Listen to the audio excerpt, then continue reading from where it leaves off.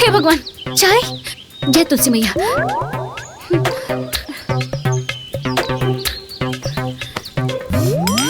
अम्मा जी, कहाँ बानी? चाय बन गइल बा। कहाँ बानी? अरे ई अम्मा जी दिखाई नहीं देत। दरवाजा भी बंद बा। अभी ले सूतल बनी का?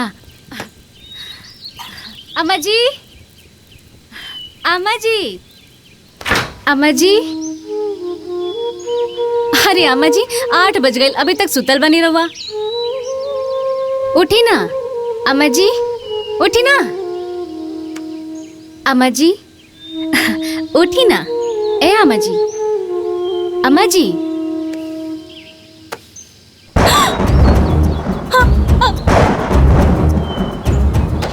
अम्मा जी, अम्मा जी,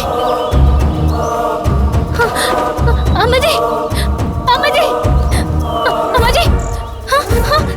ए जी, जल्दी आई ना जी, जल्दी आई। अम्मा जी, अम्मा जी, उठी ना, उठी ना। अम्मा जी, देखिए ना अम्मा जी के कहाँ गए? माई, माई, माई,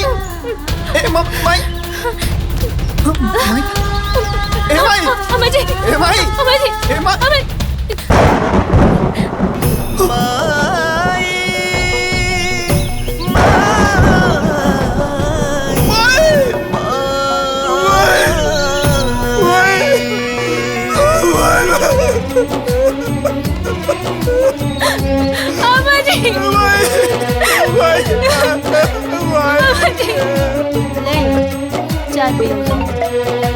उठाई मत, एकदम रखे फोन। अरे कितना निर्लज बा हो कि कॉल पे ब्लॉक कइला के बाद व्हाट्सएप पे फोन करता, ओह पे ब्लॉक करी तुरंत। मुझला मुझे अभी फोन कर देना।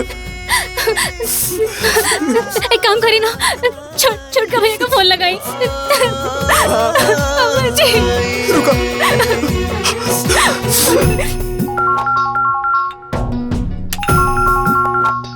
अरे हमारे व्हाट्सएप कॉल करता। रंगो ब्लॉक करी तुरंत।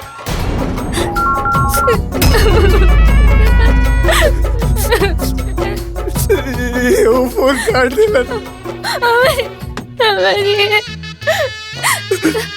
एक काम करी, छोटकी दीदी को फोन लगाई ना।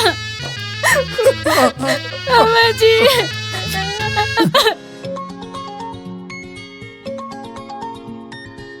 अरे बाप रे, संतोष के फोन। ए दीदी, हाय देखो, तोर फोन पर संतोष के फोन आवता। पहले इनका काटा, इनका हम इलाज करता नहीं। ए ला हो गई ब्लॉक, करे फोन अब।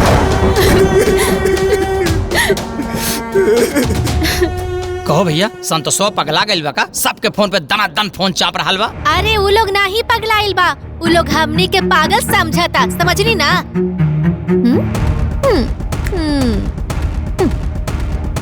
अरे रउआ सबके माई और उनका सहोदर बेटा दोनों मिल के जरूर कोनो प्लानिंग कइले बारे, आ उहे खबर देवे के होई गुड न्यूज अपना भाई लोगन के। एही से उ दनादन फोन पे फोन करता। ए दीदी, हमरा फोन पे फोन आवे ओकरा पहले ही ब्लॉक कर देता। ठीक कैली है। चला सब लोग ब्लॉक कर देला ना। हाँ, बहुत बढ़िया।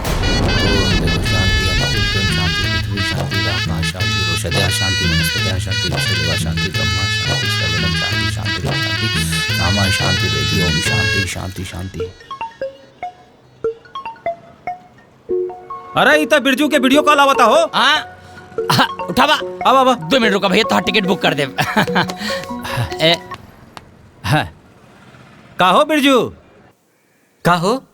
संतोषवा तोहरा के फोन कैले रहला हा? अरे मर्दवा, तू कौने आदमी के बात करत बड़ा हो? अरे ओकरा से तो नफरत हो गइल बा हमनी के, नफरत। अरे आवत रहल फोन उनकर हमनी के मोबाइल पे, ब्लॉक कर दिहल गई। अरे ब्लॉक काहे मार देहला? जानत बड़ा, तोहार माई मर गई। हाँ देखा।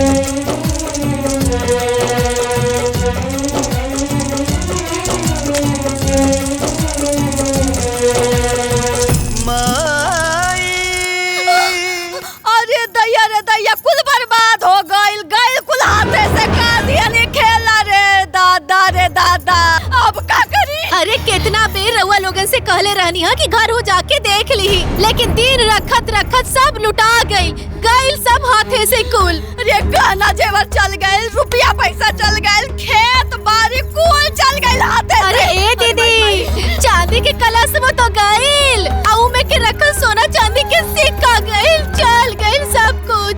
अरे गईल हाथ से।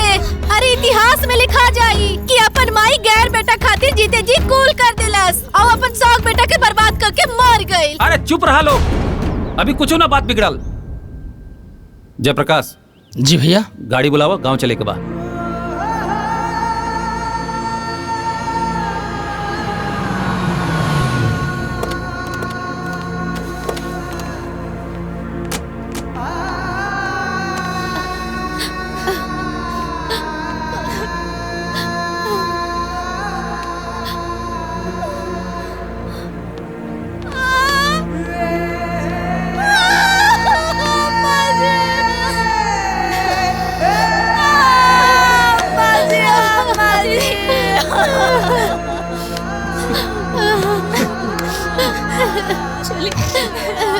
बेटा होनी के टाल सकेला, जोन होए कर रहल हो गई, चुप हो जा।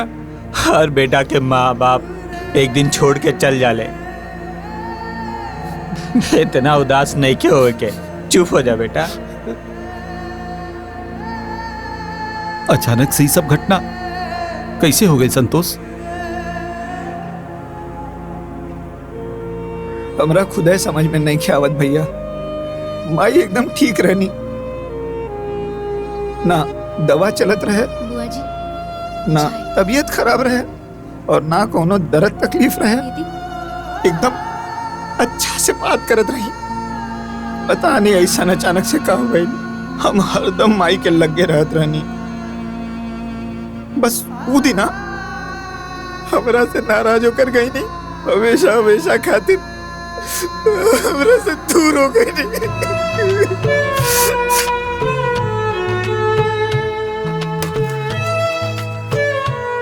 रोज सुबह जब हम चाय बनावत रही तो अम्मा जी आके हमरा लगे बैठ जात रही, लेकिन ओ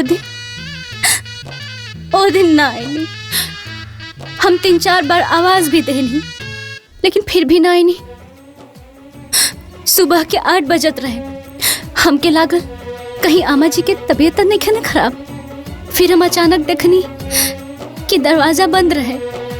फिर हम चाय बनावल छोड़ के अम्मा जी के लगे गईनी। वहाँ के 3-4 बार जगवनी, लेकिन फिर भी वहाँ के ना उठनी। फिर से हम जगवनी, तब तक अचानक वहाँ के हाथ धम से नीचे गिर गए। फिर हम बहुत घबरा गए रहनी। फिर हम यहाँ के आवाज देनी, यहाँ के आईनी, अम्मा जी के हाथ पैर के छू के देखनी। तब तक पता चला कि अम्मा जी हमने के बीच ना रहनी। अरे अम्मा जी कैसे छोड़ के चली गई? अम्मा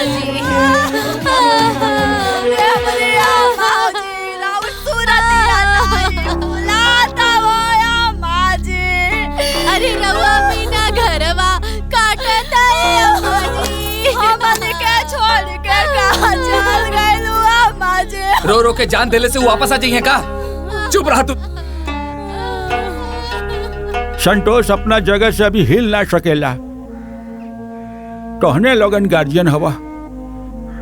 अब हिम्मत रखा और आगे के कार्रवाई करा। तीनों लोग आपस में मिल के बातचीत करके बात के फाइनल करला। 10 गातर के बाद ये सब टाइम न मिलेला। पुराणम गणुरम पुण्याम पवित्रम पापनाशनम फुलवता कामना पुण्यम श्रोतव्यम सर्वदेवहि। अर्थात माता पिता के मृत्यु के उपरांत यदि पुत्र ने गरुड़ पुराण का श्रवण नहीं किया तो माता पिता को तारने में कैसे समर्थ हो सकता है। एक बार गरुड़ जी ने श्री हरि भगवान विष्णु जी से पूछा कि हे प्रभु, दाह संस्कार के उपरांत भी मृतक की आत्मा अपनों के मोह बास में बंधकर 13 दिनों तक उसी घर के आसपास में अपनों के इर्द गिर्द में बास करती है। चूंकि वो आत्मा इतनी सूक्ष्म होती है कि किसी को दिखाई नहीं देती। हर पुत्र का यह धर्म होता है कि माता पिता के मृत्यु के उपरांत गरुड़ पुराण श्रवण करें, ताकि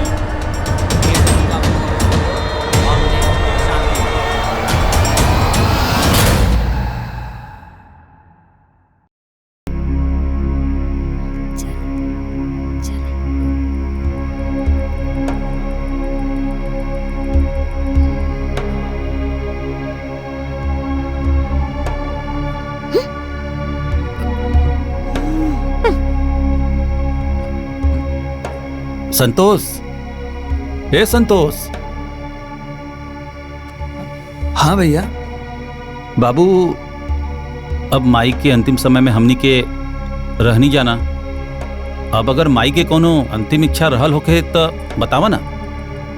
माई हमरा से भी कुछ ना कह पाऊनी। अच्छा, माई के साथे तू दोनों जना रहत रहला ना, तो माई के गहनवा, जमीन के कागजात और बैंक के पासबुक और चांदी वाला कलशवा कहाँ बा? का भैया, ये सब बात करे के यह उचित समय बा का? बाकी जानल जरूरी बा ना हो। हाँ तो जान जाई बानू, काहे घबराता रहा? कहाँ ले रवा लोग के आमा जी के बढ़िया से श्राद्ध करे के बारे में चर्चा करे के चाहिए, बढ़िया से उत्तम कांड करे के बारे में बात करती, लेकिन रवा लोग आवते ही धन दौलत जमीन जायदाद के बारे में बात करे लगनी। दुल्हनिया ठीक कहतिया, अभी ये सब के बात करे के का जरूरत बा? अरे श्री प्रकाश, ये सब तू का बात कर रहल बड़ा? अरे वो सब कहीं भागल जाता का? देखा भैया, ये सब धन संपत्ति, गहना गुड़िया, इस सब पर चर्चा अब सीधा श्राद्ध के बाद हुई।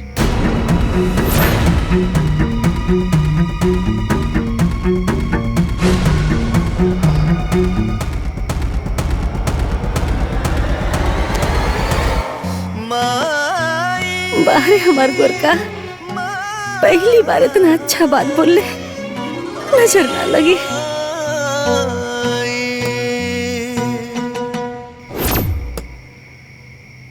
देख ल कमीनवन के कैसे बदल गईले हैं। अरे उन्हन के मन में बेईमानी समा गइल बा, बेईमानी। अरे सही कहत है दीदी, आई दोनों मरद मेहरारू के मिली भगत है। देखनी ना कैसे कहत रहले, जवन हुई तो श्राद्ध के बाद ही हुई। अरे हमें तो लागत है ना कि दोनों मिल के बुढ़िया के नटाई दबा के मार डालने बारे। और जितना बेईमान होकर आदमिया बिया ना, उससे 1000 गुना बेईमान होकर मेहरिया बिया। और अगर ऐसे बेईमानी बुढ़िया के मन में रहल होई ना, तो ओका तो भगवान नरकों में जगह ना दी है। रउआ लोगन के भाईचारा निभावे के बा त निभाई, लेकिन हमनी के ना श्राद्ध तक इंतजार ना करब, बता देत हई। अरे तो का चाहत पड़ू? हाँ, का करबू लोग? का करब? अरे हमनी के एक एक पाई के, एक एक संपत्ति के पता करके रहब। हाँ, का लगता रउआ लोगन के कि हम अपने संपत्ति पर वो दोनों भिखारी के राज करे देव का? अरे जमीन के पूरा कागजात, सास के गहना, चांदी के कलश और तो और बैंक के पासबुक, एक एक सामान घर से निकालब। और जैसे ही श्राद्ध खत्म हुई ना, दोनों के घर से निकाल दे, पहले बता देता नहीं। अरे ऐसे कैसे निकाल दे? अरे उन्हन दोनों के तो लतिया के या घर से निकालल जाए। हे भौजी, देखा हमनी के झगड़ा झंझट ना कल जाए, ठीक बा? को भैया, गांव समाज में जौन मान प्रतिष्ठा इज्जत बा सब मिट्टी में मिल जाई। सही कहा तारा। तब ऐसन करल जाए कि सांपो मर जाए और लाठियों न टूटे। मतलब करण अर्जुन, हमार करण अर्जुन, एक बार दोनों आ जाए ना तो सब ठीक हो जाए, बुझाइल? बेशरम लोग, हमरा बेटा बहू के लात मार के निकली है। अबे लोगन के सबक सिखावे की पड़ी। आवेदा करण और अर्जुन के।